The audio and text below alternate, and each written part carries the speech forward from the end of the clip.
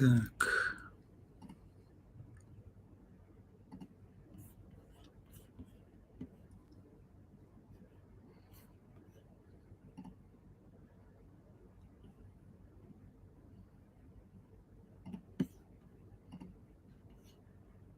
Так, никого в эфире нет, потому что здесь произошла ошибка у меня. Не могу запустить топ-трансляцию. Так, у меня тут произошли кое-какие технические неполадки. Что, видать, давно так не выходил в эфир. Поэтому у меня возникнет трудности. Вообще меня слышно? Тут вижу, только всего 2 зрителя есть сейчас. Привет, привет. Так, как бы мне ту старую сейчас закрыть? Потому что, скорее всего, подписчики все туда идут. Просто я вот с этой не могу сейчас ничего сделать. Не могу понять, как ее запустить. Так, всем привет. Ну, такие технические неполадки сейчас небольшие, я пытаюсь сейчас их исправить. Да.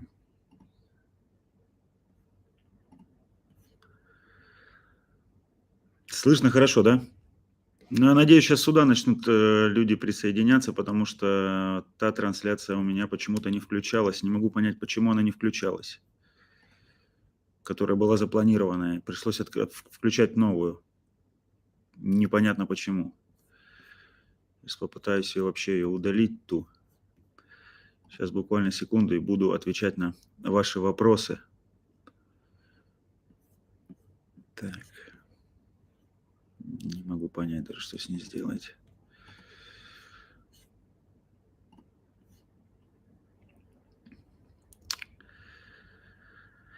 Да, всем добрый вечер. Немного все началось не очень хорошо, потому что не так, как хотелось. Я тут немножко, видать, без опыта прямых трансляций давно уже, и поэтому не смог запустить вот эту трансляцию, на которую была ссылка. Возможно, там люди ждут, но если ждут, то ладно. Будем говорить с теми, кто здесь. Поэтому задавайте вопросы. Конечно, нас пока вот 18 человек только, немного, потому что все, наверное, там. Я там не могу ее выключить. Сейчас попробую отключить ее. Вот, я сейчас тут трансляцию отключил полностью. И мы сейчас будем тогда уже здесь. Так, вот уже немножко начинает народ подходить. Так, Барнаул, привет. Барнаул. Так, друзья, вы можете задавать какие-либо вопросы, либо я немножко могу вам чего-нибудь рассказать про Камбоджу. Я сам буквально только недавно вернулся. Я по делам был во Францию уезжал. Вот. Но вот приехал сейчас. Немного заболел, потому что там такой климат. Погода была такая не очень. И из тепла, когда возвращаешься, точнее, из тепла сначала в холод, потом обратно в тепло, немного горло болит. Самара, привет. Вот. Последние новости какие? Саксабай. Что, здесь у нас все в порядке в Камбодже, все тепло. На прилет мне очень понравилось, как работают камбоджийцы. Я просто возвращался когда из Франции, летел через Бангкок.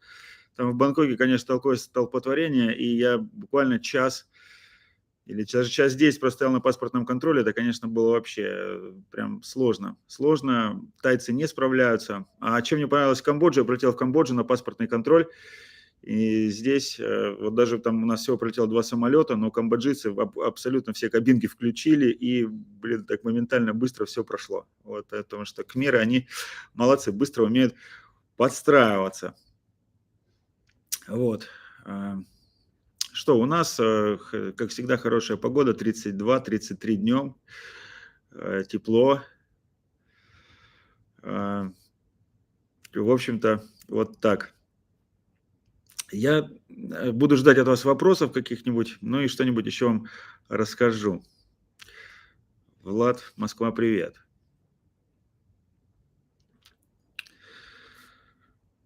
Не получилось у меня просто вот выложить на этой неделе ролик, я планировал его, но не вышло, потому что я вот говорю, я был в поездке по делам, много было разных дел, и мне нужно было слетать во Францию. Вот. Ресторан у Ирины. Э, Да, живой. Я вот, кстати, сегодня хотел там заказать, но я не хочу как бы говорить, что у нее там как-то плохо или неплохо. Но вот мне кажется, что ребята, вот тут есть такой здоровый город, нездоровый, сытый город, прошу прощения. У них все-таки прям вообще повкуснее еда наша. И я у них рекомендую заказывать кому-то, если кто-то хочет русской кухни, если кто-то соскучился. Вот. Так. Жалко, конечно, что получилась такая накладочка. Сейчас, конечно, будет меньше человек, потому что, возможно, некоторые будут на том эфире, а не на этом. Не знаю, почему получилось, почему так все сбилось. Вот. Но, видать, потому что все-таки я не так часто выхожу в прямой эфир. Может быть, и поэтому и нужно чаще выходить. Но сейчас я просто, на самом деле, очень сильно занят, и мне даже очень времени не хватает снимать ролики, потому что сейчас 2 здесь новых проекта, над которыми я работаю по бизнесу, плюс как бы еще основной бизнес, и я просто очень сильно занят вообще. Но я все равно буду снимать. В ближайшее время выйдет там новый ролик. Я планирую в субботу пойти на свадьбу. Меня тут пригласил Андрей, один тут товарищ. Он женится на кмерке, он сам из Москвы, но живет здесь уже давно, работает. Вот. И я вам засниму, как происходит свадьба русского человека с камбоджийской женщиной. Вот. У них все стандартная будет такая свадьба. Я, конечно, не пойду на все эти мероприятия, которые у них там будут, потому что мероприятия начинаются там с монахами, там в 5 утра, как все положено. Я на это не пойду, потому что если кому-то это интересно, посмотреть про камбоджийскую свадьбу, вы можете посмотреть, есть такой ролик здесь на канале, и там вот это все есть, как там все происходит, все церемонии. Ну, а я немножко засниму, мне просто тоже интересно будет, как там все-таки вот будет такая, это уже будет такая немного интернациональная история. Полностью все снимать не буду, но как раз вот засниму один из ее моментов, когда мы уже там будем, ужин, когда будет и такое вот веселье. Так, как семья, как Эпи, все нормально, дети, все нормально, все в порядке, Тимур ходит в садик, Мира растет, Эпи тоже все в порядке. Сейчас они занимаются там внизу где-то на улице, вот, находятся. Я им сказал, чтобы они мне тут, чтобы мне Тимур просто не мешал, потому что Тимур всегда ко мне здесь приходит в комнату и начинает со мной играть вот это, в это время. Так, привет, в 2014 зимовал. Синоуквиль был совсем другим, не то, что сейчас. Да, конечно, но Синоуквиль, конечно же, стал совсем другим. Очень сильно город изменился. В инфраструктуру вложили 300 миллионов долларов, я это уже не в одном ролике рассказывал. Инфраструктуру, конечно, сделали очень хорошую туристическую. Она прям классная с этого точки зрения. Конечно, он потерял тот колорит, который там был, потому что я приехал в Синоуквиль первый раз вообще в 2012 году, и он был вообще такой деревней, конечно, там было все классно, кайфово, но если вы хотите получить такой же колорит, то езжайте на Кохронг, и вы, собственно говоря, получите на самом деле даже больше интересных впечатлений, чем Синоуквиль того времени. Поэтому на Кохронг можно поехать в Кампот. Все равно Камбоджа, она вот такая того времени Синоуквиля 2014 года, она еще осталась, она есть, но, может быть, со временем она все равно будет модернизироваться, потому что страна развивается очень быстро, инвестируют в нее очень много, и растет тут все. Так, отвечаю дальше на следующие вопросы. Так, у вас бывают землетрясения? Ну, я так понял, что здесь нет особых землетрясений, потому что здесь такая вот равнина, гор больших нет. И поэтому вот таких трагических событий, конечно, как в Турции, здесь не бывает такого плана.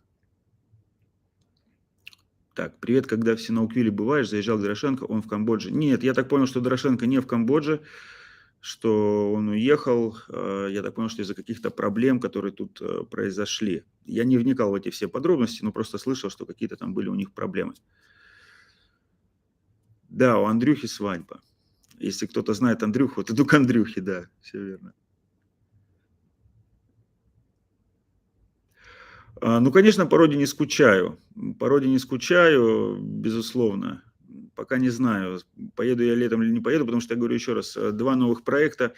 Вот, один проект про недвижимость. Недвижимостью я занимаюсь сейчас здесь активно. И плюс новый проект, я потом про него сниму видео. Вот, он касается спорта. Очень такой серьезный проект.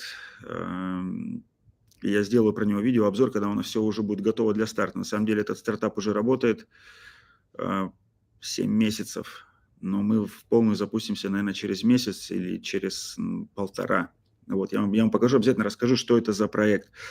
Проект, связанный со спортивным образованием. Кхмеры уже кинули китайцев в Синауквиле, но если кто хочет знать эту историю про Синауквиль и про кхмеров, что там с ними, точнее, с китайцами произошло, то произошло все очень просто на самом деле. Весь этот ажиотаж там с этой землей, он же был все-таки связан в большей степени с онлайн-казино. Там все-таки онлайн-казино хотели были, точнее, онлайн-казино. Эти онлайн-казино, на самом деле, там много было, кто занимался такой не совсем правомерной деятельностью и мошенничеством в интернете и так далее. И все это прикрыли. Вот, но потом еще ковид пришел, и китайцы, конечно же, был исход китайцев большой.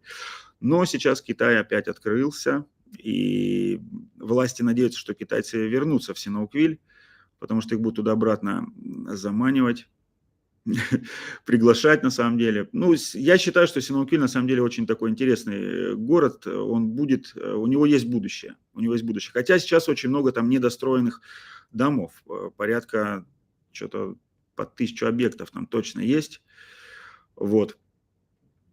Но это все со временем, я думаю, что они начнут это обратно. Там целый план правительство разработало, чтобы обратно как бы эти все объекты начали строиться. Вот.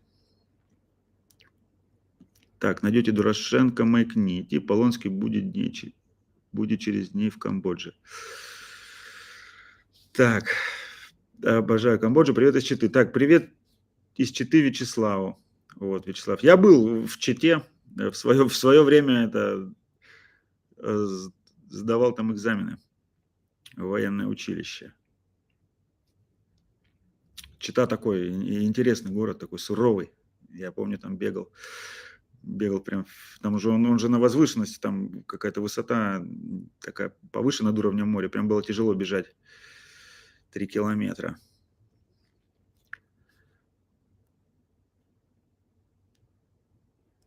Так.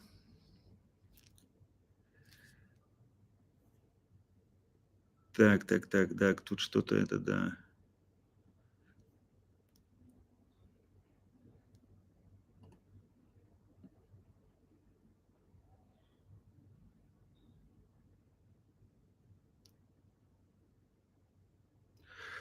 Так, здравствуйте. Да, знакомая картина позади. Да, это вот картина у меня здесь такая. Ну, в России картина тоже наподобие. У меня на самом деле эфиры раз в полгода. В полгода эфир здесь, и раз в полгода эфир в России проходит.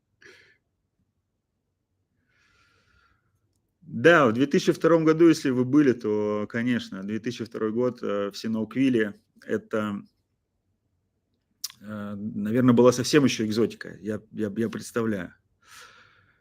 Так, как в Камбодже с криптовалютой обстоят дела? Ну, так же, как и везде. Здесь вот все продается, USDT можно обменять, купить. Везде у китайцев, в Чайнатауне везде эти объявления есть USDT. В Хабаровске я не был. В Хабаровске не был. Ну, вот хочу побывать. Так, добрый день, Александр. Надолго ли вы в Камбоджу и когда в Россию? Светлана Савко. Но я уже просто уже сказал сегодня, уже в эфире говорил, что сейчас я как бы здесь занят двумя проектами, как бы такими серьезными, и я, конечно, хочу летом поехать. Если сейчас все настрою нормально, то тогда смогу летом, как по плану. Но у нас всегда в планах, мы где-то в мае едем в Россию, всегда в мае.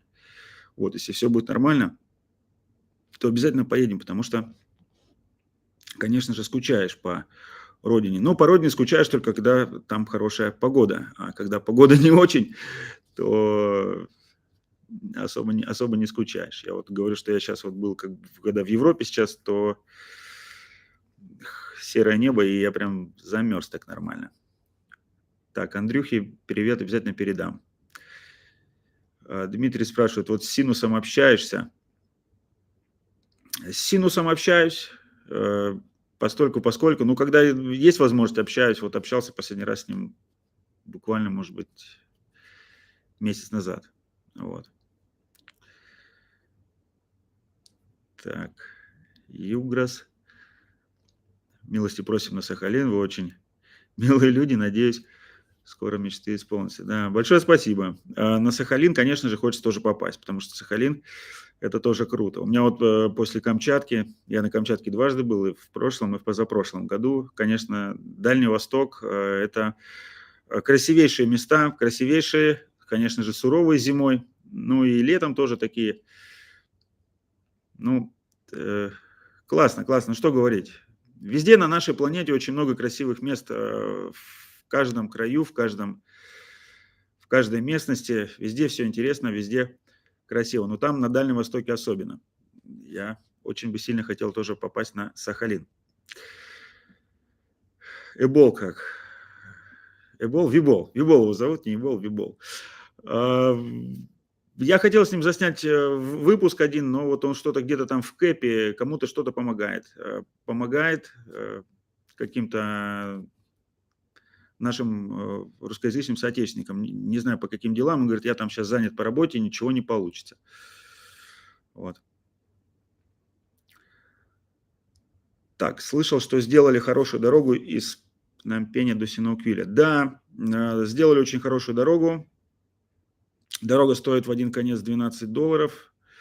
А, Ехать по ней, она 187 километров, но я где-то еду примерно 1,5 часа вот так вот по этой дороге. Там можно 120, да, 120, там даже разрешенные, ну, кое-где там нарушаю километров на 10.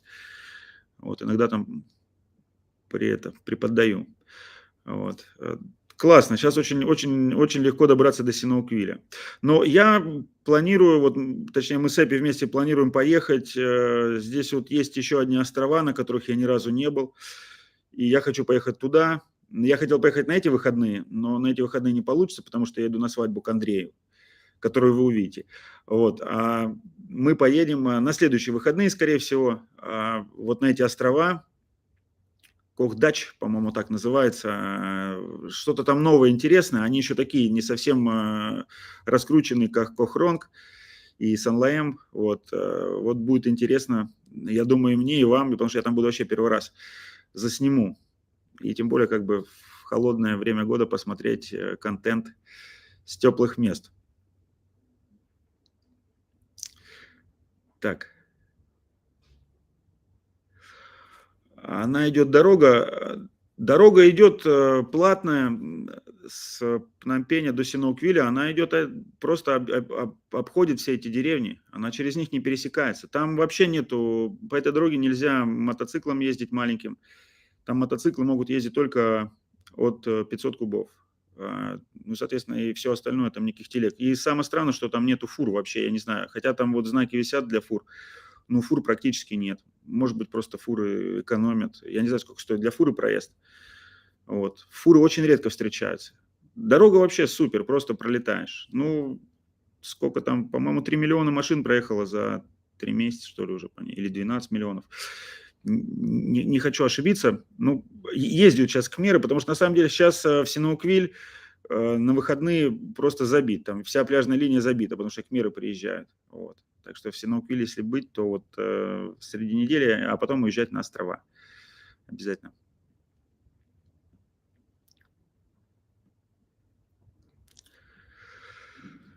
Так, какие прогнозы по туризму? Почему китайцы не едут? Пока в Тай и на Бали их уже много. Ну, почему? Китайцы едут. Я китайцев видел. Китайцы приедут. Я думаю, что очень много рейсов. Они уже готовы. Я просто в новостях здесь много что видел. Уже, к примеру, уже готовы принимать китайцев, потому что китайцы приедут.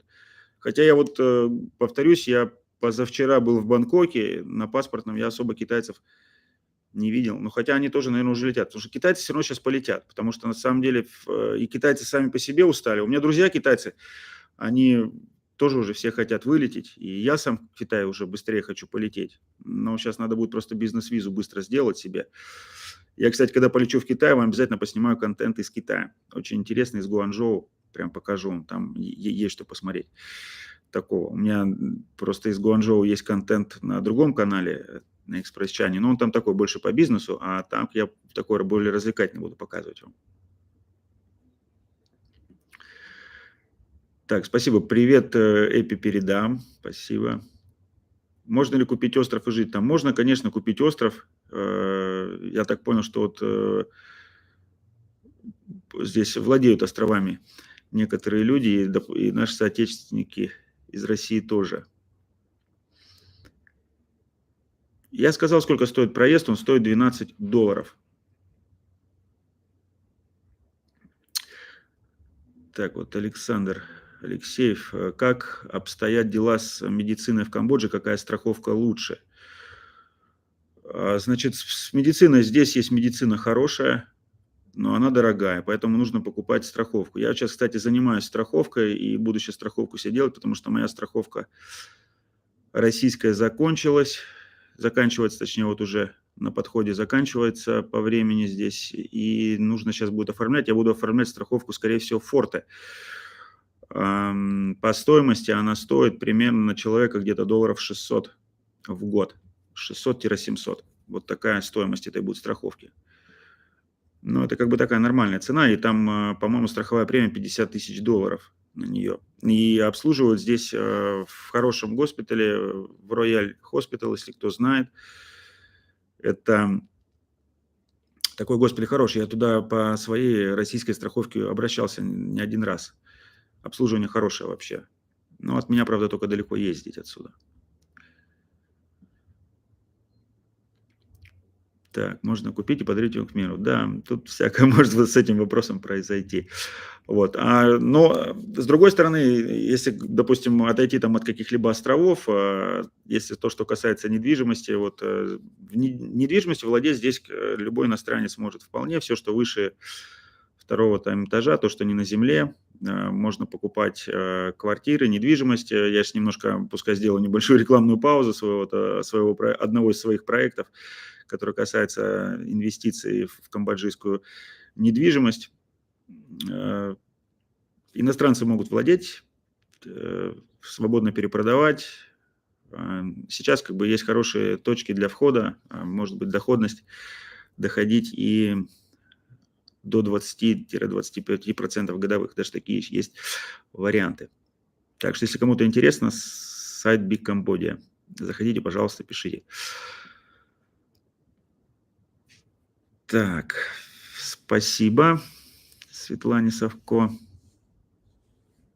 Как там дела с красивыми местными девушками? Но нелегкого поведения, познакомишь очень надо. Ну, Валерий. Так, познакомишь очень надо. Так, это Гудвин, так. Значит, ну, я-то как вас познакомлю? У меня же это, я еще пока не открыл здесь агентство по знакомству.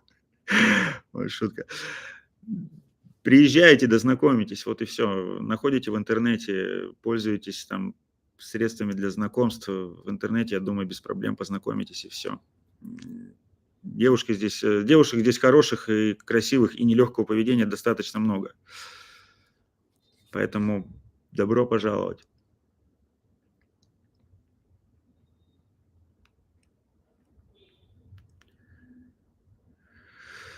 Так, вот Валерий Софьянов. Independent отель я не жил там никогда, не помню. А Вот Snake House уже не живой. Я, кстати, его застал, я в нем был там пару раз.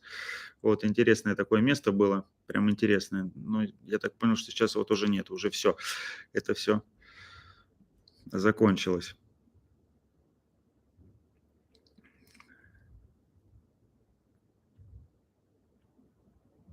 Так, привет передайте моему земляку из Якутии. А еще был старик, который озвучивал кмерский язык. YouTube канал был. Как он? Да, кстати, вот этот кмерский язык тоже чуть-чуть смотрел, но я этого, как вы выразились, старика не знаю. Я его не видел ни разу, но я канал его видел, прям было интересно поучить кмерский. На самом деле я тоже все пытаюсь языком, у меня с языком с кмерским прямо очень такие большие сложности, не получается его как бы толком нормально учить, потому что все-таки мотивация здесь много кто говорит на английском, в разных формах там, и вломанных, и не вломанных, но вот вот такая-то проблема просто учить язык на самом деле. Еще может быть какая-то лень, но просто еще может быть и занятость. Знаете, много факторов, как бы мотивация пока не очень, на самом деле, но вот буду учить. Так, что думаешь о росте недовольства правящей партии среди кмеров? Я насчет местной политики вообще далек от нее, даже не разговариваю. У меня как бы супруга у меня тоже как бы на эти темы со мной не разговаривает по поводу местной политики. Вот. Поэтому я ничего вам здесь не могу сказать, что тут у них, да как происходит. Потому что, какие-то, видать, как и везде, в любой политике есть какие-то, кто-то доволен, кто-то недоволен, по-разному. Вот. Работает ли в Камбодже Amazon? Как работает почта? Можно ли отправлять товары в Европу?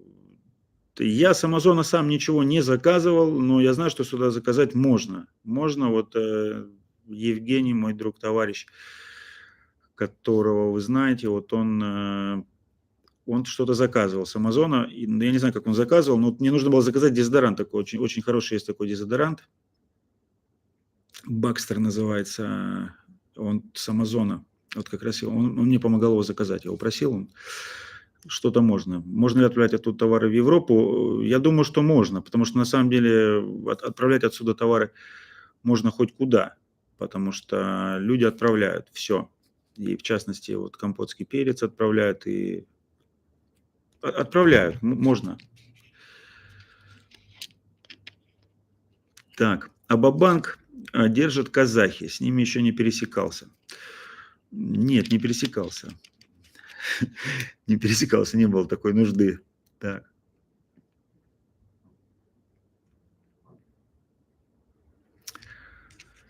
Так, вот Юргас, Александр, владеет информацией, сколько стоит жилье на долгий срок или купить в районе Барай Пинхут. Но если вы в самом Пинхуте хотите купить, опять же, смотри, в каком Пинхуте, сейчас Пинхутов очень много, вот, иностранец в Пинхуте купить не может, потому что там все на земле, вот.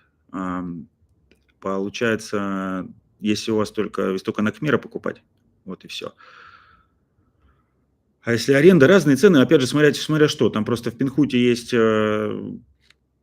такие таунхаусы, так называемые, трехэтажные, либо там отдельные уже виллы стоят, поэтому это надо смотреть. Смотрите, сайт Kmer24, Kmai24, вот этот сайт, и вот там, пожалуйста, можете это все посмотреть, если это вам интересно.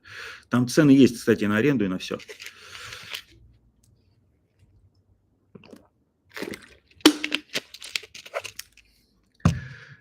Так, Гудвин, отхватил красивую жену и молчишь.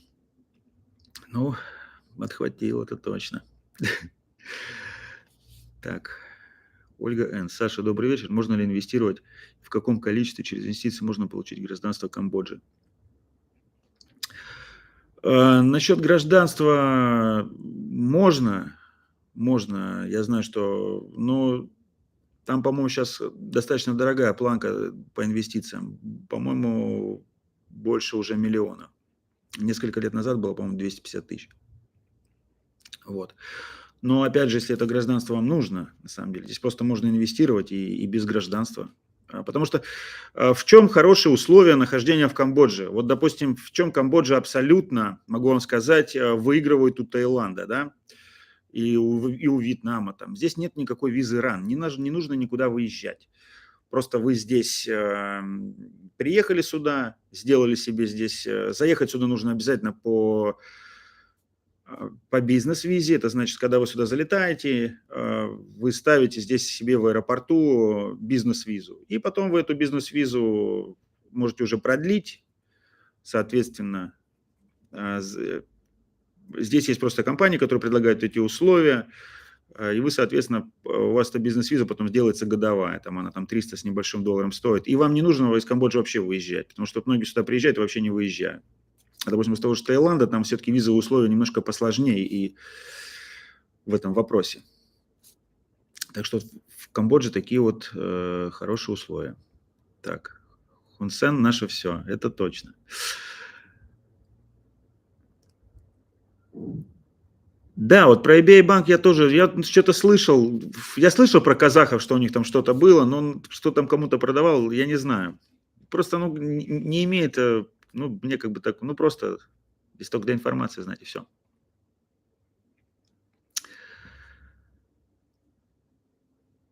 Так, на свадьбе пересечусь. Ну ладно, пересекусь на свадьбе.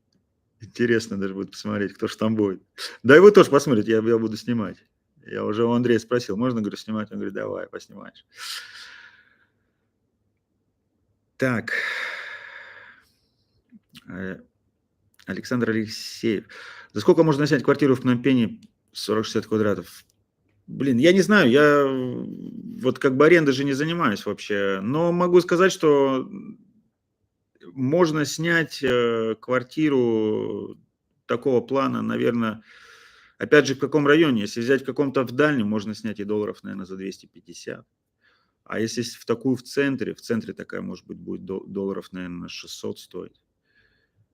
Прям в самом центре в таком, если 40-60 квадратов. Вот. Разные цены, опять же, смотря какой дом, что есть в доме, если какая-то инфраструктура там. Вот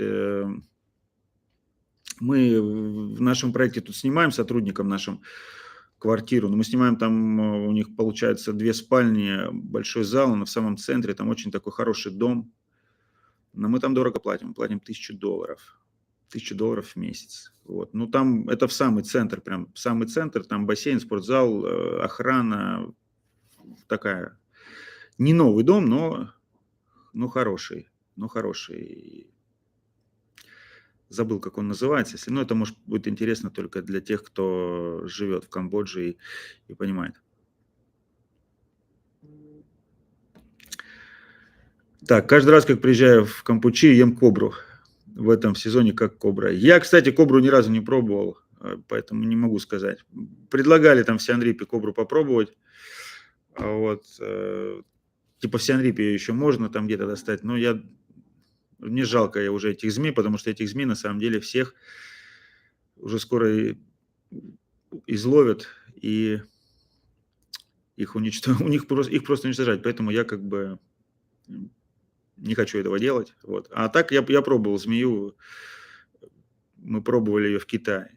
И в Китае там пьешь, голову отрубили, спустили кровь, налили туда китайской водки, и все ты это выпиваешь. Афродизиак вообще мощнейший. Вот это я просто помню. Так. Ну, давайте, может быть, еще какие-то вопросы есть, если будут. Так, Александр, как там питон, который жил около вашего дома? Не знаю, здесь как бы вот в последнее время что-то его не видно было, потому что я так понял, что его могли просто поймать местные тут ловчие тоже, которые ловят всяких животных и куда-нибудь его сдать.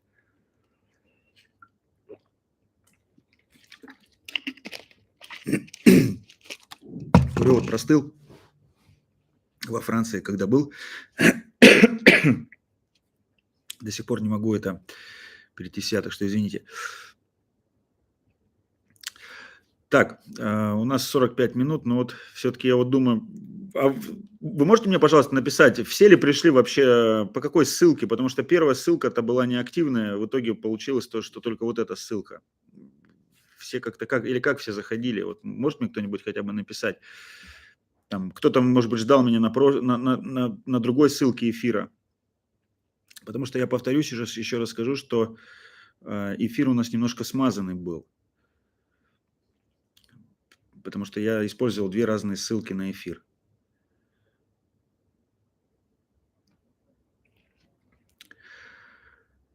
Так, сейчас за сколько можно снять жилье, средняя цена?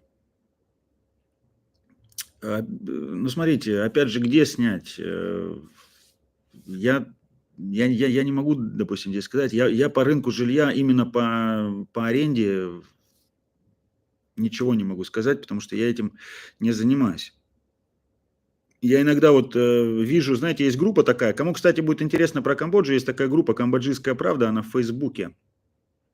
Вы можете там посмотреть, там, я вот там иногда проскакивают всякие объявления, там в Кэпе там дом какой-то там за $250, вот такие вот какие-то цены есть. Но это в Кэпе. Вот. Здесь еще раз же говорю, здесь в Камбодже она настолько многогранна, что здесь есть разные цены. Цены, как можно и за $50 в месяц снимать какую-то комнатку, так можно снимать там и за 3500 какой-нибудь пентхаус на, вот, допустим, там в башне J Tower, которая, кстати, вот в одном ролике про недвижимость, она там в конце есть, там 150 квадратных метров стоит 3500 долларов. Вот такие цены тут есть. Так что вот в этот диапазон все есть.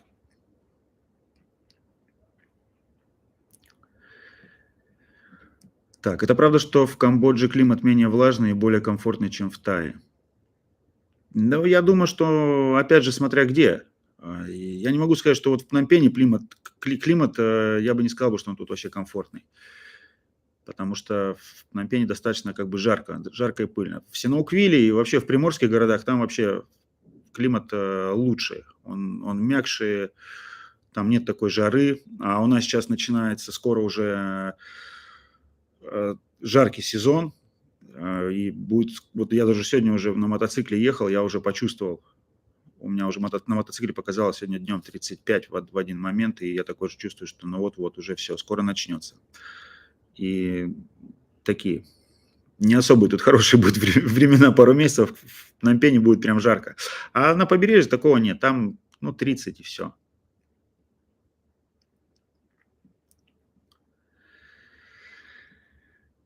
Так, все, спасибо, что вы мне ответили, что YouTube сразу показал. Так, Зеленогорску тоже привет. Следующий выпуск. Я планирую свадьбу заснять.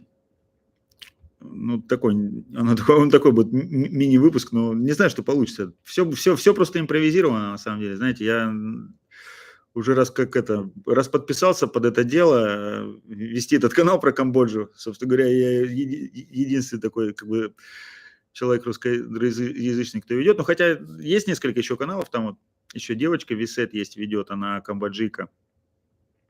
Она там тоже вот ведет какой-то канал свой про Камбоджу. Вот. Ну вот я вот такой канал, какой у меня, таких, наверное, каналов-то и нет, собственно говоря. Вот несу такую, знаете, социальную миссию. И про Камбоджу рассказываю. Вот. Ну и в большей степени это как хобби. Вот, потому что там ни монетизации, ничего такого нет. Ни рекламы, собственно говоря, ничего такого нет. Вот. Ну, мне это нравится вам. Мне интересно рассказывать про Камбоджу тоже, показывать, что тут происходит, в какой-то степени популяризировать эту страну, открывать ее с другой стороны, с такой, не как, допустим, блогеры, которые приехали, его показали там просто чуть-чуть, а потом уже все, уехали. И у людей все равно такое непонятное впечатление, потому что некоторые, допустим, там кто-то там ее чуть-чуть охаивает, там кто-то наоборот там говорит. Но вот я вот, знаете, как хочу сказать, вот в этом году вот сколько людей сюда приезжало, и некоторые люди сюда приезжали первый раз. Люди, кстати, очень довольны. Они как бы прям говорили, что ой, мы не ожидали вот этого увидеть там. Прям им это интересно. Тут приезжал один товарищ, он снимал Джо, Джо Коннор снимал ролик про Камбоджу. Не знаю, если получится, я, может быть, ссылку сделаю, мне просто даже будет... Ну, я ему давал дрон, кстати. Вот. Даже он там меня, по-моему, чуть заснял. Я надеюсь, что заснял. Ну, не заснял, если не заснял, но неважно. Короче, вот он снимал про Камбоджу там. Очень будет интересный выпуск. Я, может быть, как-нибудь, если получится, я сделаю ссылку. Ну, может быть, в Телеграм-канале сделаю или в Инстаграме, если получится. Так, значит, давайте следующий. Так, Сергей Кутузов. Так, Эпи много понимает по-русски, то есть много слов знает. Да, Эпи понимает. У меня же вот друзья, когда сюда приезжали, мои из Сибири, кто смотрел выпуск про сибиряков. Вот, и она, вот мы-то разговариваем, а она как бы все, она много чего понимает, но все равно начинает чуть-чуть приподзабывать, потому что все равно должна быть практика. Ну, короче, Эпи в любом случае понимает и говорит лучше меня по-русски, чем я по-кхмерски. Это уже стопроцентный факт. Так.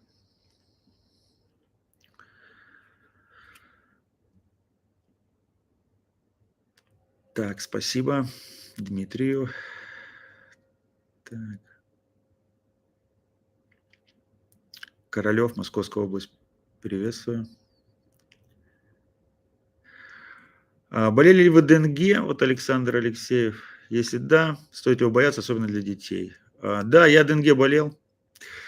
Я болел им 2 года назад. Мы заболели оба, и я, и Эпи, и не знаю. Знаете, была такая ситуация. Был такой под конец года, и потом такой был там один определенный стресс там у меня по работе серьезный. Может быть, это тоже наложилось, я не знаю. И вот приехали потом, мы на островах были там на Кохронге, и потом приехали сюда, и все уже такая поднялась температура. Ну, такая лихорадка, очень неприятная вообще. Очень неприятная, потому что температура поднималась до 39. Эпи вообще лежала вот тут больничка есть около дома. На самом деле очень много всех разных больничек кругом. У них тут такая медицина, что везде все есть. Вот, она там прям лежала под капельницей, прокапывалась. Ну, а я как бы дома здесь. Ну, сложно. Там, температура 38, и тебе, допустим, очень холодно становится. Просто вот 38 очень холодно. Вот такая вот. Но ДНГ, она не смертельная, от нее люди не умирают. Просто нужно переболеть. Там парацетамол какой-то, ну, 10 дней. 10 дней вот это. Температура 3-4 дня, а потом вот такая вот ломала вообще так прилично. Похудел, наверное, килограмм на 5 точно. Вот, ну, как бы, вот смотрите, я в Азии больше 10 лет, и я только 1 раз болел, а их 4 штампа. Если ты заболел раз, ты уже вторым этим штампом потом не заболеешь. Но еще остается 3 штампа. Вот. Ну, как правило, все в какой-то момент переболели ДНГ. Вот. Так что вот она здесь бывает.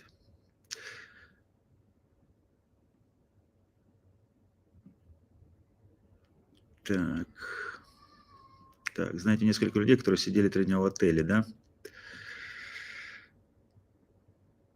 Так.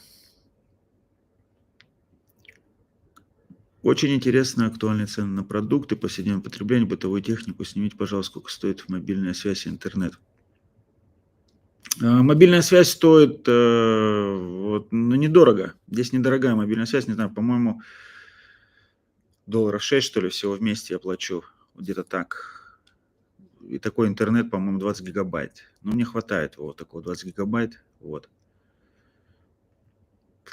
Кхмеры быстро учат языки. Ну, не знаю, нет, все равно тяжеловато.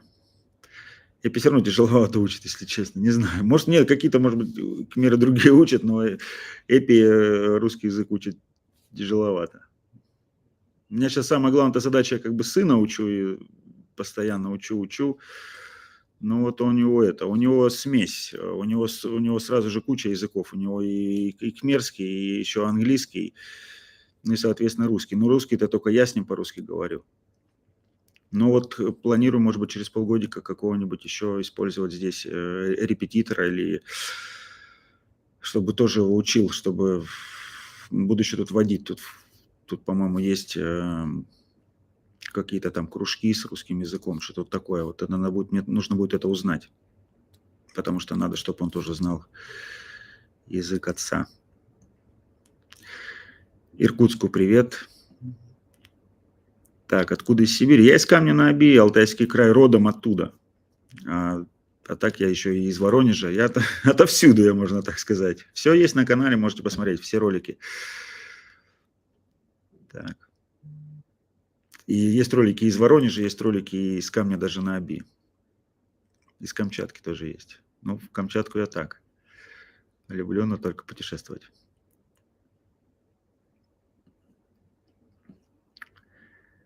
Так, Наталья Рассадина, спасибо. Обязательно приезжайте. Камбоджа очень интересная. Вот говорю, вот 90%, кто приезжает, всем вообще нравится. Да может быть даже и 100. Я не слышал вот в последнее время, чтобы кто-то сказал, что все, Камбоджа типа это не очень. Нет, людям нравится Камбоджа. Так, Николай Степанов, от чего лучше привиться перед визитом в Пномпень в Синуквиль? Ни от чего можно не прививаться, потому что все, которые прививки у вас есть, которые вам ставили, они все и здесь такие же ставят. Здесь нету таких серьезных, допустим, каких-то болезней, которые нужно, когда летишь в Африку, и прививаться. Здесь как бы ни от чего не нужно прививаться.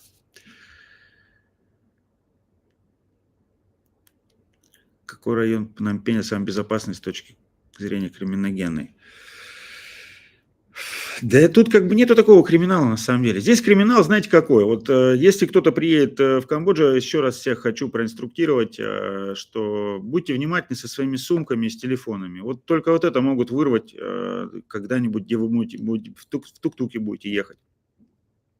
Или где-нибудь там будете просто телефон вот так вот держать, там возьмете, просто будете так держать телефон, у вас его просто вырвут. Такое может быть. Но это не часто, но это такое происходит, такие вещи. Конечно, те, кто этим занимается, эти вот мелкие воришки, так называемые преступники, если они попадаются, если они случайно попадаются, то, как правило, местные их, ну, если полиция их не спасет, их могут даже чуть ли не до смерти забить. И это так, потому что они очень злы вот на этих людей, они там могут и цепочку вырвать. Вот. Так называемый по-кхмерски это чао. Чао это вор, чао, так. Поэтому, с точки зрения безопасности, ну, да тут везде, в общем-то, безопасно. Они очень, ну, очень доброжелательные. Я как бы себя здесь безопасно чувствую везде. Вот. Но жена у меня почему-то такая, говорит, ночью там, лучше ночью никуда не ходить. Да я, собственно говоря, не хожу никуда. Так, если только ехать до центра, мне здесь до центра ехать 20 минут. Что на машине, что на тук-туке, что на мотоцикле, хоть на чем. Так, домой тянет. Я сказал же, что про домой вот... Домой, ну, конечно, тянет. В какой-то момент тянет. Но уже все равно как бы здесь... Просто когда маленькие дети, семья, ты уже здесь все равно привязан сильно. Вот. Но я еще раз говорю, мы планируем...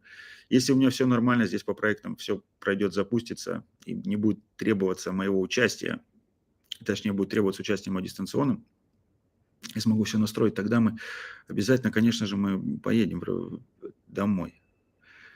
И в Сибирь нужно будет съездить, и в Воронеж, соответственно. Ну и, может быть, куда-нибудь на Дальний Восток, если получится.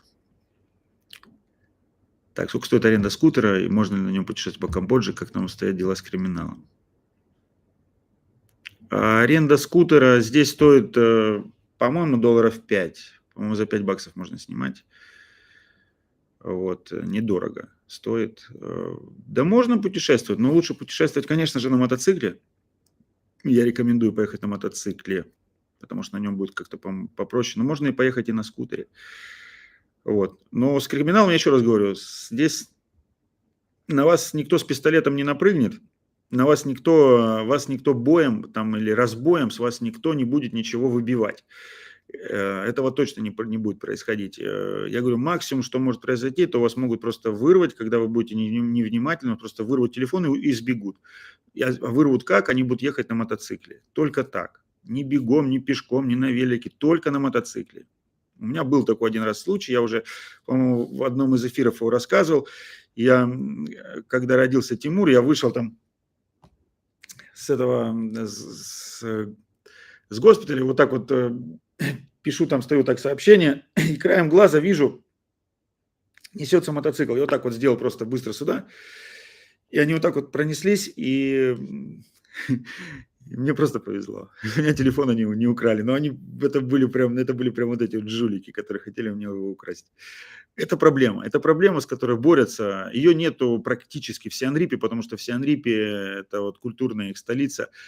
Там очень жестко полиция с этим просто разобралась, прям конкретно. Здесь они еще есть, хотя с ними борются тоже жестко. Ну, город большой, но тут агломерация, не знаю, там где-то по 3,5 миллиона, под 4, и как бы их все равно тут много, этих мотоциклов, тут такой, как их тут, видать, всех отловишь. Есть преступники все равно, небольшие, небольшие. Но какой-то организованной преступности нет. Если взять какую-то там Латинскую Америку, там, поэтому вот там небезопасно, там небезопасно. А здесь очень безопасно. И люди сами все такие простые. Но самое главное знать меры.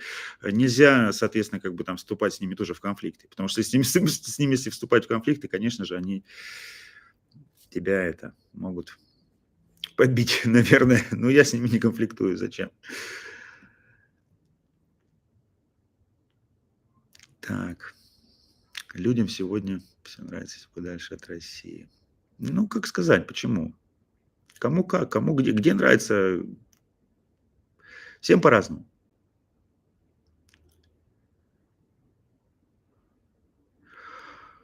Так, Виктор, здравствуйте. Скажите, пожалуйста, счет в банке открыть по бизнес-визе можно? Да, можно. Можно открыть, но вы должны быть, соответственно, наняты на работу. Вот этими вопросами как бы здесь занимаются люди, поэтому есть кто этими вопросами занимается, поэтому вы можете открыть себе здесь счет. Да, Камбоджа открывается с разных сторон, это точно. О, Константин Телепнев. Приветствую, Костя. Видишь, как мы тут встретились.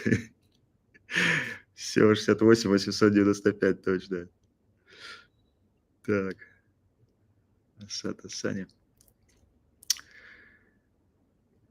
Какой город, по вашему мнению, так, это вот Александр Алексеев, какой город, по вашему мнению, самый лучший для жизни с бюджетом в 500-700 долларов в месяц? Ну, я думаю, что, скорее всего, это лучше всего Кэп подходит, потому что в Кэпе цены очень дешевые. Пномпень, как ни крути, город такой, если даже, допустим, сравнивать с Таем, многие приезжают и говорят, вот в Тае, типа, там дешевле, там, ну да, в каких-то вещах дешевле, потому что здесь как бы, конечно же, тут и за доллар покушать, а можно на завтрак сходить и за 12. У меня вот так бывает. Я могу покушать через дорогу вот здесь вот за доллар, а иногда вот там попадаю в центре. Идешь там в какое-нибудь в кафе, там такое вот вегетарианское, модное, там все, там 12 долларов завтрак стоит, как бы. Не дешево вообще. Вот. Поэтому она такая. Тут как бы куда придешь, туда и придешь.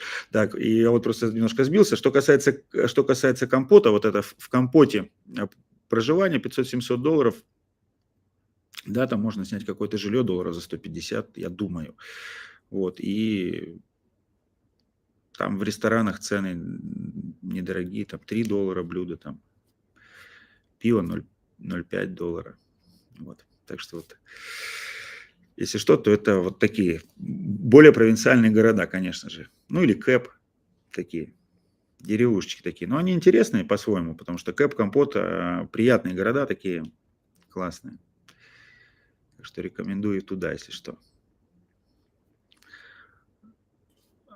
Работает ли в Камбодже UnionPay? Да, UnionPay работает. Из российских в банках работает Солидарность и работает Россельхозбанк.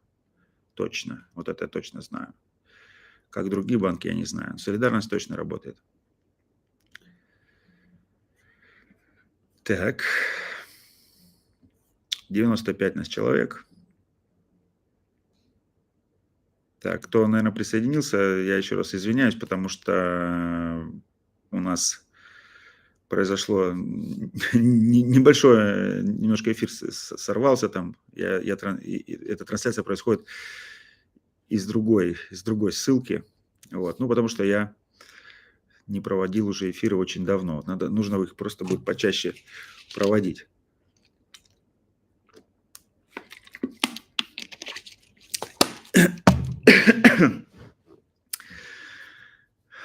Судя по вашим видео, камбоджийцы очень мало едят. Так ли это? Да нет, они едят. Ну, Может быть, на самом деле и мало, но я вот если смотрю на свою тещу, у меня теща вообще правильно питается. Она прям там после 6 уже, после 5 даже, она после 5, потому что она ложится спать в 9. Она в это время вообще уже не ест, все как положено. Такая пища. На самом деле пища все-таки вот у них здесь, она такая более легкая. Вот, я вот говорю, сейчас вот я когда был во Франции, там, конечно же, еда такая, более тяжелая была, и было просто как бы непривычно. Она даже была даже тяжелее, чем в России. И поэтому прям тяжело было переходить, особенно там на завтраки с этими булочками всякими, и круассанами, и сладостями. Вот. Здесь завтраки, они такие, скажем так, более... Я бы сказал, что здесь все-таки более такая правильная, наверное, еда. Она, ну, может быть, потому что здесь все-таки климат такой, потому что все-таки здесь же жарко, на самом деле, и вот она такая здесь еда, она не сильно тяжелая, она такая более, как сказать, ну, полезная, что ли. Вот. И я вот даже сам по себе чувствую, что такая правильная здесь еда. И поэтому здесь как бы, ну, тут есть тоже люди с лишним весом, но еще раз хочу сказать, скорее всего, что все-таки лишний вес, он происходит от того, что употребляется, допустим, много сахара, потому что сахар, скорее всего, самый такой главный враг, а они, по крайней мере, сладкое не едят вообще, потому что сладкое у них по минимуму. Они могут просто добавить сахар в какую-нибудь лапшу или в какое-нибудь мясо, но вот чтобы какие-то там сладкие вещи есть, как, допустим, там у нас там какие-то пряники, там какие-то там сладкие всякие булки, там вот это все. Это тут, конечно, тоже есть, но они едят этого очень мало, очень мало. Поэтому вот так. Так, Марина Борисовна, Новоалтайск.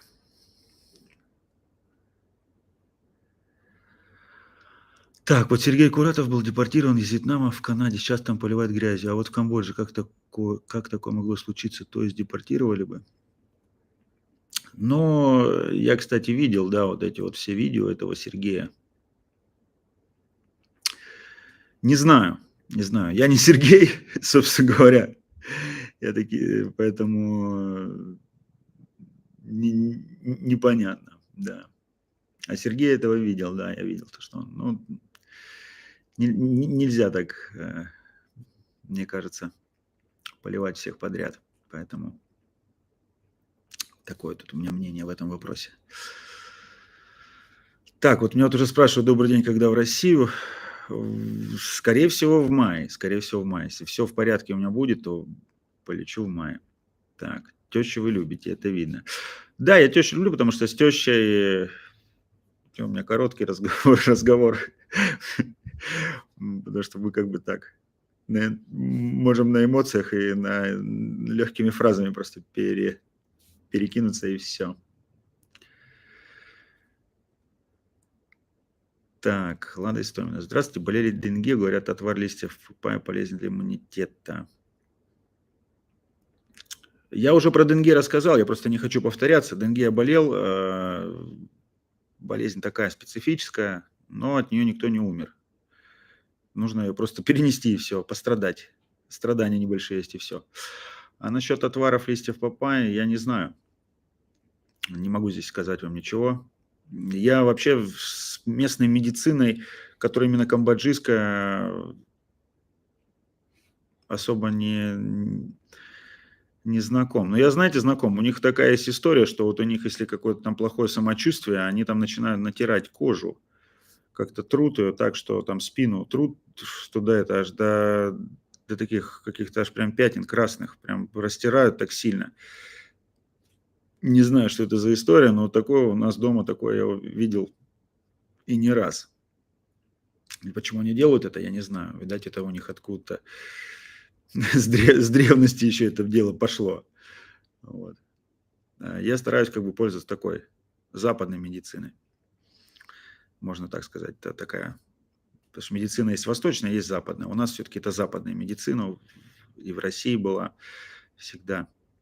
А восточная это в большей степени китайская. Ну, китайская медицина тоже очень сильно интересна. Я там, когда жил в Китае, я пробовал там разные эти, ну, так вот, мне приходилось болеть и лечился традиционной китайской медициной. Очень интересные, кстати, вещи. Так, Николай Степанов. Можно ли в Пномпене обновить загранпаспорт, получить новый через посольство РФ? Долго ли они делают? Да, это можно сделать. Обновить можно либо старого, либо нового образца. Не знаю, что там вроде сейчас с новым сказали, каких-то чипов нету. Вот, но это делается 3 месяца. 3 месяца делается. Вот, а так все это можно сделать, там, ставите анкету, точнее, заполняйте анкету и все это делайте. Зайдете на сайт посольства, посмотрите, там все расписано.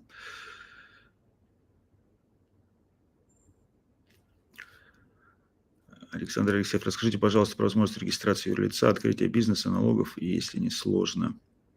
Да, также здесь все можно сделать, открыть юрлицо, все достаточно просто. Но в этом помогают определенные компании. Вот, определенные компании, мы тут открывали юрлицо, вот, и, по-моему, если самому открывать, то стоит около $900, а если просить помощи у компании, которая ведет это все, это стоит юрлицо, короче, здесь получается примерно обойдется где-то в $1700 открыть. Недешево, конечно же, допустим, если в России юрлицо стоит открыть намного дешевле. Вот здесь такие цены. И по налогам, ну, и компании, с которой ведут просто налоги, твои там платишь, по-моему, $100, и они могут вести бухгалтера. Это все делают эти компании, которые занимаются открытием этих юрлиц. Так что все это здесь есть.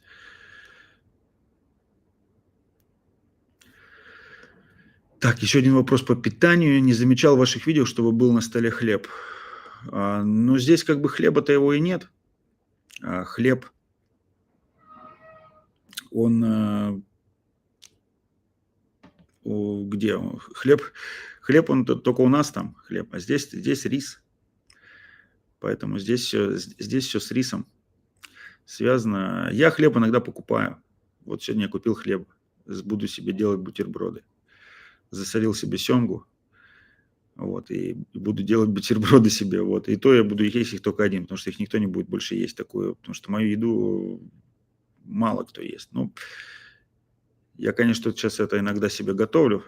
Сейчас, если все гриль себе купил такой хороший, и вот готовлю иногда там в гриле то же самое, что делал себе в России. Вот.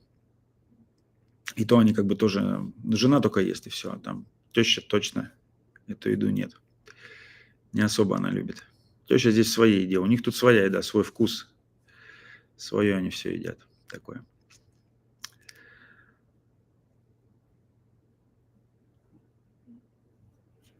Так, в Камбоджу бегут сейчас из России мобики и призывники уклонисты от армии. Много сейчас там таких. Есть ли стычки россиян с беглецами с Украины, с такими же уклонистами или просто беженцами с войны?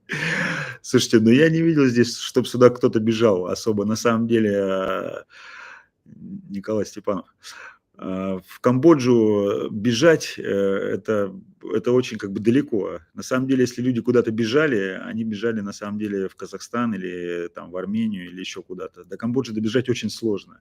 Вот, поэтому здесь таких людей практически... Я таких людей здесь не встречал, кто бы там убегал именно от службы в армии. Вот, поэтому и также украинских таких же людей здесь тоже не видел. Вот. Так что здесь таких нет. Далеко Камбоджа, далеко. Люди сначала до Таиланда долетят, если что, а потом, может быть, конечно, тут кто-то есть, я не знаю, но никого не видно, никого не слышно в этом вопросе. Так, я думаю, кого мне поминаете. Томас Сандерсон, да. Не знаю. Так, у нас уже час практически эфира прошел. Ну вот, интересные вопросы, кстати, все задают. Всем спасибо. Вот, я готов еще ответить на несколько вопросов. Вот, и уже потом будем скоро уже закругляться. Поэтому, если у кого-то кто-то что-то хочет услышать, то пожалуйста. Так, ну а я сейчас еще напомню тем всем, что скоро я сделаю новый выпуск со свадьбы, на которую пойду в субботу. Вот, будет интересно, там просто эта свадьба будет именно интернациональная, в том плане, что как бы парень из России женится на кмерке, он тоже тут уже давно живет, вот, его, правда, ни разу не было в этих роликах, но вот я у него сегодня спросил, можно ли поснимать, он сказал, конечно же, поснимай, вот, поэтому будет интересно. Какой веры дети? Ну, смотрите, у меня вообще философский подход ко всем верам. Я никого, конечно, не хочу обидеть, но в свое время я изучал все религии. Я как бы, хотя сам и крещен, вот, но ко всем религиям я отношусь одинаково положительно, вообще ко всем, скажем так. И поэтому дети сами выберут, какой они будут веры.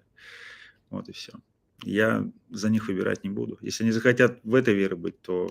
Если они захотят быть буддийской, пускай будут буддийской. Если они захотят быть христианской, пускай будут христианской. Я, можно сказать, что я всех вер. И буддийской, и христианской в том числе. Поэтому у меня такой подход к религии. Вот. Ну, однозначно уважаю абсолютно все религии. У меня такой подход.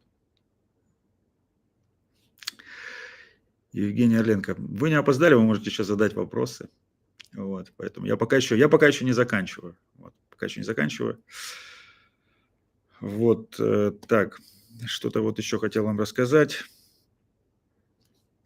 Какая-то еще у меня тут мысль немного крутится в голове. Вот. Так, Николай Степанов. Работает ли SWIFT между банками Камбоджи и России? Можно ли с банка АБА перевести по SWIFT доллары на счет из российского банка? Я сам не переводил, но я знаю, что люди переводят, и я знаю, что люди переводят с Райффайзенбанка. Вот это я точно слышал, что Райффайзенбанк можно переводить. По-моему, с Райффайзенбанка такая возможность точно есть. Вот, поэтому вот вы можете уточнить именно в Райффайзенбанке. Вот, а сам именно вот у меня в Райффайзенбанке нет счетов, поэтому я не в курсе этого. Вот. Так, у нас, значит, 104 человека, уже час с небольшим мы ведем эфир. Ну, давайте, друзья, еще зададим несколько вопросов, и я думаю, что, может быть, уже стоит заканчивать, если уже неинтересно. Не, вы можете задавать вопросы, которые, даже если я на них отвечал, я еще могу еще раз повториться.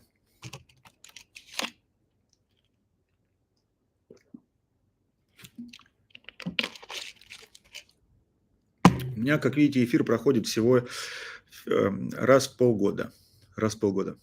Да, вот, Николай Степанов, у меня эфир только раз в полгода проходит, и все. Но не, если будет какое-то настроение, опять же говорю, настроение и возможность. Я, на самом деле, почему сегодня решил провести эфир, потому что у меня не получилось выложить ролик, который был последний. Все равно как-то хотелось контакт иметь со всеми вами, с подписчиками, чтобы было интересно. Поэтому я как бы решил воспользоваться такой возможностью и провести этот прямой эфир. Вот. У меня там был один ролик, но что-то мне он не особо понравился. Мы там ходили в детский магазин, я поэтому не стал его выкладывать. Вот. Тут буквально перед китайским Новым годом. Просто так я решил заснять, но мне особо он понравился, хотя он у меня уже загружен на Ютубе, но не захотел его выкладывать. Потому что на самом деле я в последнее время как бы мало, если честно могу сказать, я очень мало выкладываю таких более погруженных роликов про Камбоджу, потому что в большей степени я все-таки выкладываю, чем я здесь занимаюсь, как-то и тут с гостями, тут с моими, с друзьями, со всеми там вот сестра у меня тут приезжала, как мы вот это вот все, а вот все-таки больше показывать жизнь, я в последнее время что-то этого не делаю, и вот я вот сейчас думаю, спланирую сейчас, хочу поехать в дальние провинции еще съездить. Может быть, я поеду один, может быть, я поеду с женой, я не знаю. Вот, поехать туда на мотоцикле в Мандункири, Рандункири. У меня оттуда контента вообще нет. Потом еще есть город Баттамбанг, тоже интересный. Я там тоже не был ни разу. Она хоть бы Камбоджа, на самом деле, она там не такая большая, там 170 тысяч квадратных километров, даже не 170, меньше. Вот. И вот как-то это... Не во всех местах я даже был, кстати. Поэтому надо будет поехать и что-то еще поснимать такое интересное, там про деревню что-нибудь такое. Вот я обязательно это сделаю. Пропланирую такой выпуск. Чем вы зарабатываете в Камбодже? У меня есть три бизнеса. Три бизнеса. Таких основных, можно сейчас так сказать. Точнее, как, у меня есть основной бизнес. Я занимаюсь международной логистикой и доставкой из Китая по всему миру. Вот, кому, если интересно, кому нужна доставка из Китая по всему миру, пожалуйста, обращайтесь. Доставка, проверка товара, все, что касается качества и всего остального. Вот у нас в Китае офис в городе Гуанчжоу. Вот, это вот один из моих основных бизнесов. Также здесь еще есть агентство недвижимости в Камбодже, я буквально недавно его запустил. И еще один проект, который связан со спортом, стартап, я о нем расскажу чуть-чуть попозже. Он уже работает, но мой партнер говорит рассказать о нем чуть-чуть попозже, поэтому я о нем расскажу попозже. Он уже работает больше, чем полгода, но он просит его рассказать о нем попозже, поэтому об этом узнаете. Ну и еще много разными всякими здесь вещами, операциями там с недвижимостью и с землей. Поэтому много чем занимаюсь. Я предприниматель. Занимаюсь предпринимательской деятельностью здесь. Ну, не только здесь.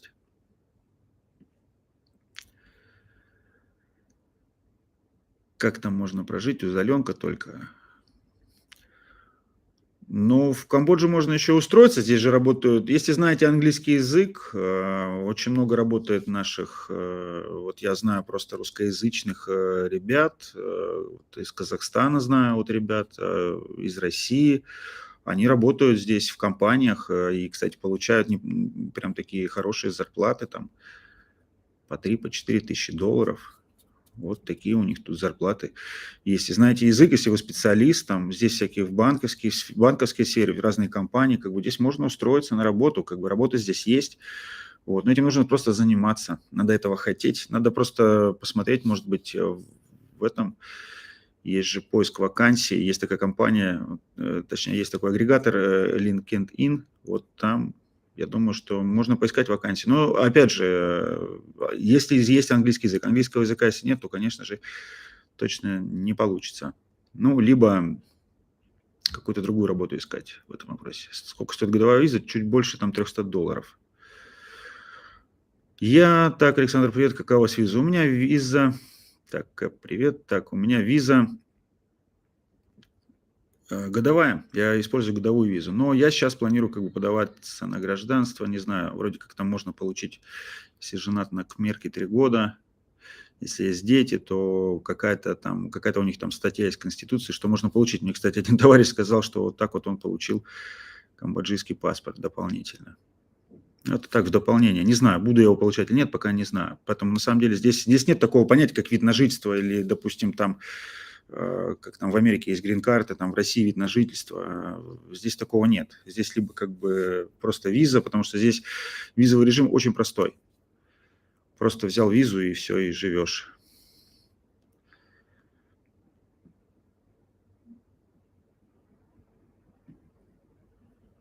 Так, Милос, спасибо. Алексей Собянин, березку скоро посажу. Будет просто место, где садить как раз. Вот планирую, через полгода посажу. Я обязательно вам это все покажу. Не знаю, прорастется ли она или здесь нет, но березку посажу, потому что, не знаю, планируем тут переезжать на новое место. Но это будет через полгодика где-то, не раньше.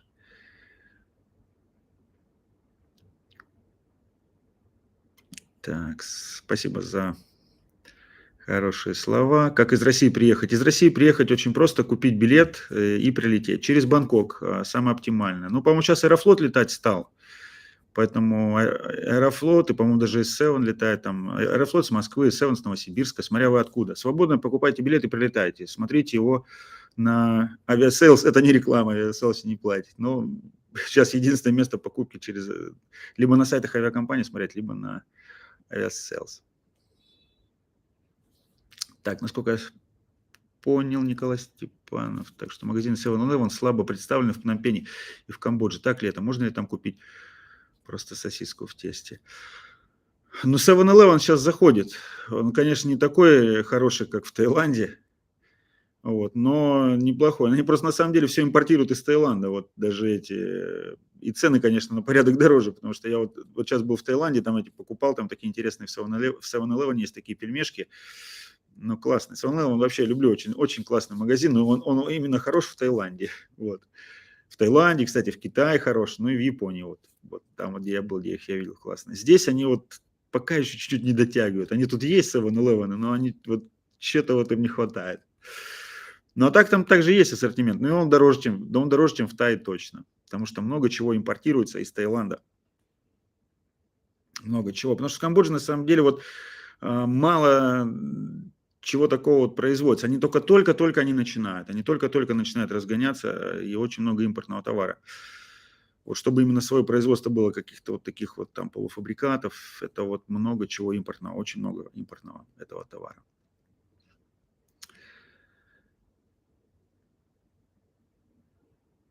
Так, привет с Камчатки, Станислав.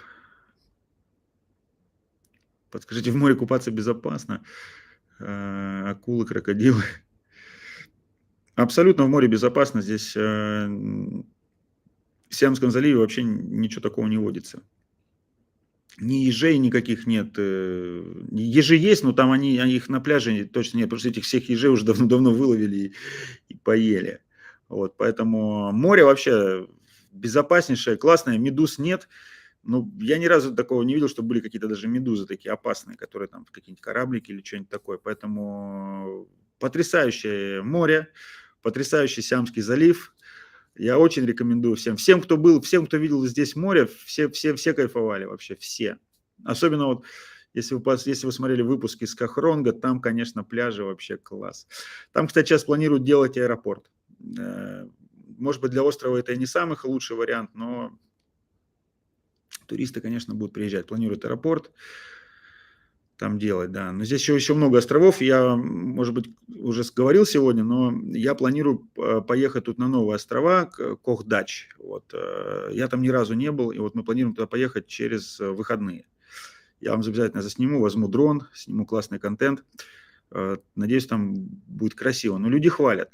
Там что-то такое. Построили несколько отелей. Будет интересно посмотреть.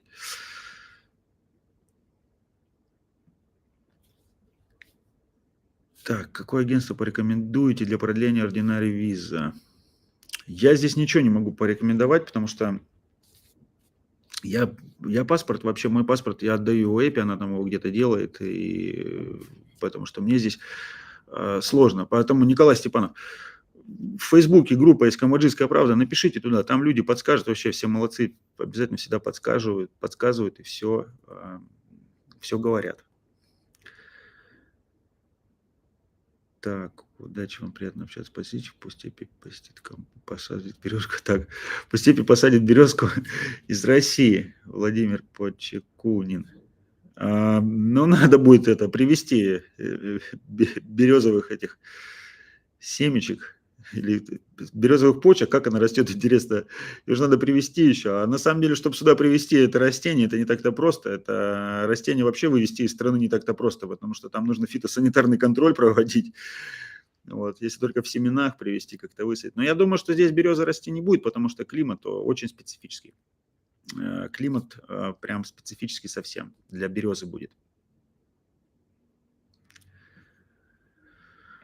Так, Лада Истомина. Какой пляж Синукюли посоветуете, кроме островов в городе? Ну, конечно же, Отрос. Отрос-1, Отрос-2 самые хорошие пляжи. Ну, по моему мнению, я так считаю. Вот. А так там пляжей много. А сейчас еще можно даже на Отрос-3. Отрос-1, Отрос-2, Отрос-3 – это большие, белый песок. Плюс там сейчас очень много везде всяких торговцев. Ты в этом можете что-нибудь покушать. Там все жарят. Вот эти всякие там кальмарчики. Пляжная инфраструктура очень хорошая, души, туалеты, вообще классно там вообще. А сейчас там сделали все просто супер. Но на выходные очень много кхмеров, очень много. Так, салям алейкум из Казахстана. Спасибо вам. А я Мансур. Так, если искать работу по какой-либо финансовой специальности, то это лучше делать в Пномпене. Ну, однозначно, конечно, это лучше делать в Пномпене, потому что Пномпень – это столица, и здесь все сейчас развивается очень быстро развивается, и поэтому тут можно, если вы что-нибудь куда-нибудь попадете, может попасть в какую-нибудь интересную струю. Интересную, потому что экономика на подъеме. Экономика на подъеме, конечно же, есть сложности с тем, что экономика очень сильно закредитована. Сейчас вот они такие начинают такие вещи говорить там. Но я думаю, кмиры нормально, как бы все это, у них 48% долг ВВП. Вот, но если кто в экономике понимает, как бы это такой немалый, но с другой стороны такой не критически большой. Вот. Но смысл в том, что экономика все равно растет, очень много денег приходит, инвестиций с разных стран. Конечно же, лидером по инвестициям является Китай. Китай сюда очень много денег заводит, и китайцев много, но в то же время, еще раз повторю, это тут нет не Китай, здесь очень много и японцев, и корейцев, и тайваньцев, кто разбирается в нациях, он как бы может это все здесь видит и понимает. Здесь очень много иностранцев, которые из Юго-Восточной Азии вкладывают сюда средства, и поэтому растет экономика. И я перспективы как бы вижу здесь вообще такие перспективы. Вижу, вот, собственно говоря, тут занимаюсь несколькими проектами по бизнесу. Так, Станислав Друг, спасибо большое. Так, очень бы хотелось узнать историю вашего знакомства с Эпи. Оно есть, по-моему, во втором или в первом прямом эфире. Вы, пожалуйста, можете нам посмотреть. Я там очень подробно рассказывал. А познакомились мы просто встретились тут и познакомились. Но там более подробно есть, поэтому вы можете посмотреть в одном из эфиров. Там у меня всего их 2. Это будет только 3. Понравилось ли вашей жене и ее маме в России? Да, конечно, понравилось. Понравилось, но были определенные сложности. Здесь они все-таки более себя свободно чувствуют, потому что здесь они сели на мотоцикл, сели и поехали куда-нибудь там на рынок, там еще куда-то. А там они сидели в России в доме, они были определенно привязанными, и их это не особо не было, они не чувствовали как бы свободы, потому что когда я нахожусь здесь, я себя чувствую свободно, потому что я сел на мотоцикл и поехал куда надо, сел на машину, поехал куда надо, там, вызвал там такси, поехал куда надо. Вот я как бы здесь свободно себя чувствую, я могу свободно перемещаться по стране. Даже не то, что по городу, по стране могу свободно перемещаться. А у них такого там не было, и поэтому их немножко это все напрягало. Ну, а так им понравилось, конечно, еда там, продукты. Вкусно все. Вот. У нас там, я скучаю немножко там по нашей кухне там. Прежде всего скучаю по по азербайджанским помидорам. Вот они, помидоры очень вкусные. Там азербайджанские есть, еще есть киргизские, что ли, помидоры, я уже забыл. Вот. У нас там в Воронеже на рынке продавались. Блин, такие вкусные, классные. Здесь с помидорами вообще печально. Тут, невкусные помидоры. Ну как, я нахожу иногда вкусные, но не то. Вот и все. Поэтому по таким вещам, конечно, скучаешь. Селедочки здесь нет. Вот. Ну ничего, тут свои тоже, конечно, есть прелести, но вот так.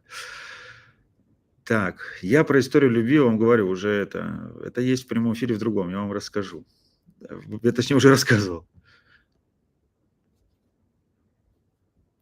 Так. Да, с пирса на Отрас 1, да, красиво. Так, со мной связаться есть, напишите мне в этом, вы можете зайти на сайт Большая Камбоджа, там есть WhatsApp, можете там написать. Либо можете в Инстаграме написать. Я там через тот WhatsApp могу ответить там. Так. Какой авиакомпании лететь из Бангкока до Пномпеня? Планирую из Иркутска в Бангкок, потом тайскими. Да вы можете любой лететь авиакомпания в Пномпень. Я летел Тайвиджет вот последний раз. Там багаж 25 килограмм. И вот я позавчера только полетел с Бангкока. И нормально такая. Но они все нормальные. Лететь час там. что там. Надо смотреть, какая выгоднее, где побольше багаж и где подешевле. И опять же, чтобы, если вы прилетаете в Бангкоке в BKK, в аэропорт, то, соответственно, так. А там же еще есть Данмунг, поэтому тут нужно, чтобы вы не перепутаете а, аэропорты, аэропорта в Таиланде, в Бангкоке. Можно ли ездить в Камбоджу по российским правам? Нет, нельзя. И у меня здесь свои права, потому что я свои права здесь сделал. Они тут просто меняют их и делают права. У них по их правилам ты типа на таких правах ездить не можешь. Но с другой стороны, здесь люди берут машины в прокат, я не знаю, как они ездят. Вот как-то вот, либо если ты берешь машину в прокат, то тогда ты типа можешь ездить. А если ты здесь проживаешь, тогда ты не можешь. Вот какое-то вот у них такое непонятное тут законодательство на самом деле. Ну, я себе просто сделал местные права. Их просто берешь, если вы живете в Камбодже, берете свои права, идете там в одно окошко, их там вам просто выдают на 1 год, там платите сколько-то небольшие какие-то деньги, и вам выдают местные права на 1 год. Вот мне, кстати, надо будет в марте их уже менять.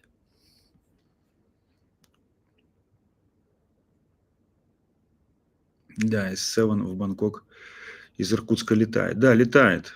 Да, очень много, кстати, в этом году туристов как раз вот из Сибири там. Да, бакинские помидоры самые вкусные. Да, в Узбекистана. Из Узбекистана, да, узбекский тоже круто. Ну, да, помидоры, ребята, я просто очень сильно люблю помидоры. Вот здесь с помидорами пока туго.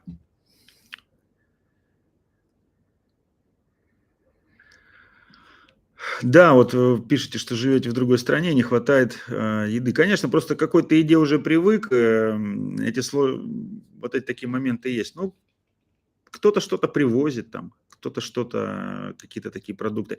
Здесь вот, кстати, в Пномпене, говорю, вот есть ребята, сытый город, я вот у них покупал несколько раз еду, блин, ну, очень вкусно, и у них прям недорого как-то стоит, и все. И у них там и селедка под шубой классно. Они прям, ты делаешь им заказ, они тебе прям делают, у них не готовое это ничего, они тебе прям все там прям делают все свежайшее. Вот это мне очень сильно нравится. И борщ у них был классный вообще. Вот. Так что в Пномпене, если кто живет, можете этот сытый город себе заказывать.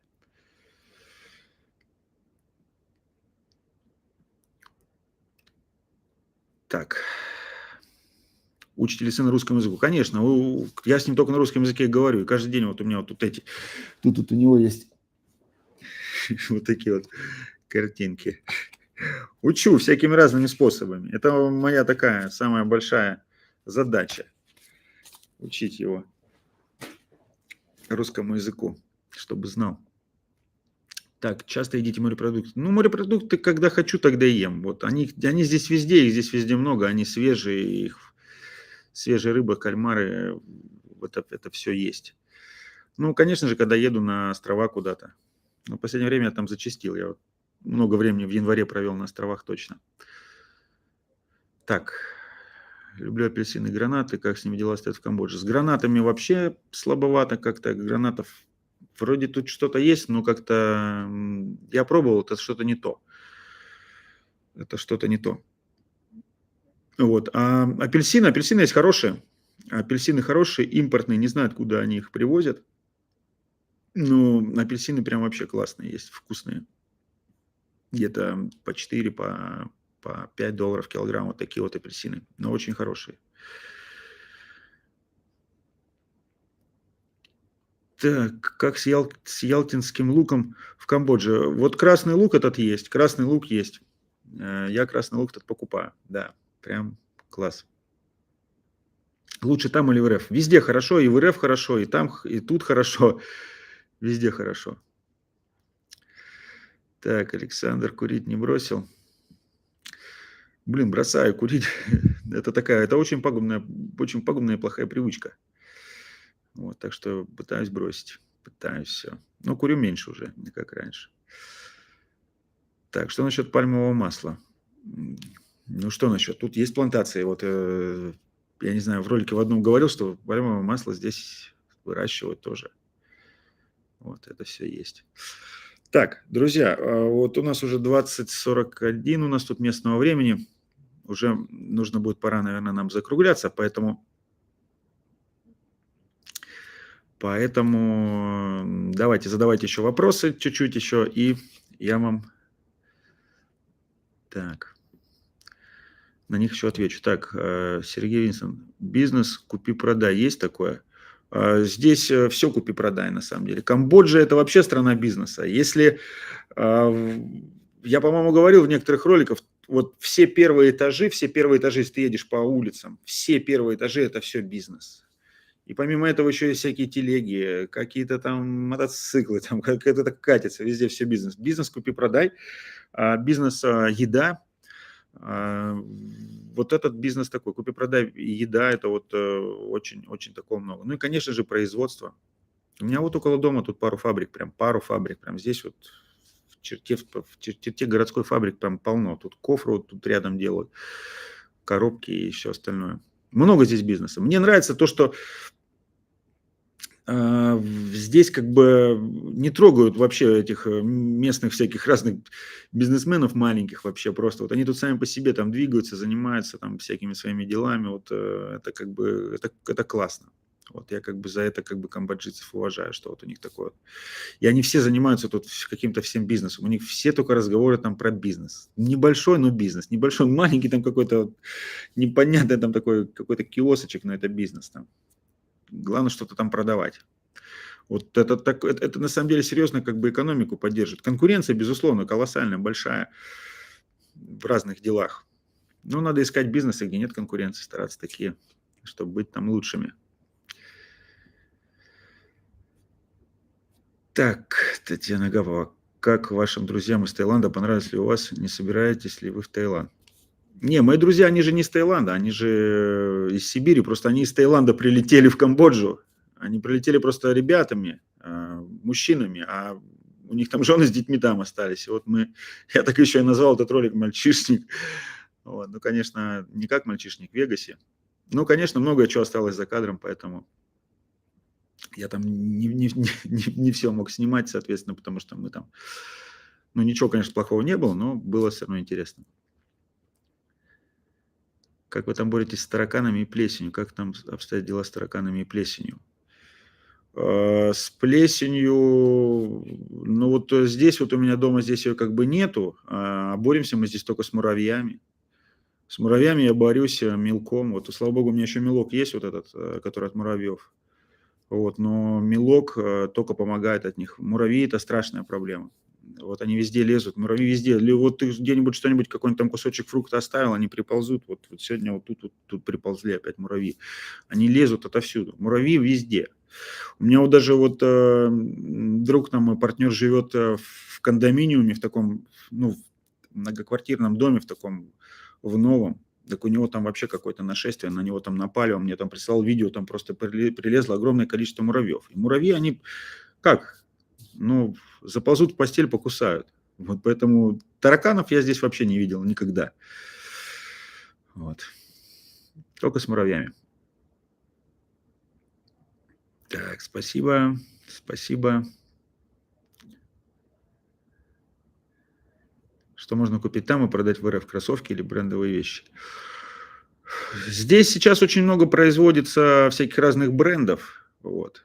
Если вопрос какой-то с параллельным, если у вас есть возможность решить вопрос с параллельным импортом, вы можете свободно здесь эти все вещи покупать. Потому что здесь как бы очень много производства, которое касается одежды, текстиля. Это отшиваются, здесь крупные мировые компании отшивают это все здесь. Текстиль, кроссовки, обувь и все вот такое.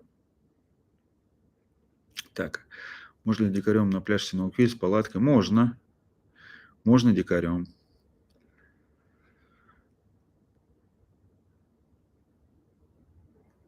Так. Трансивере не было как... А сейчас они есть, Синолквиль?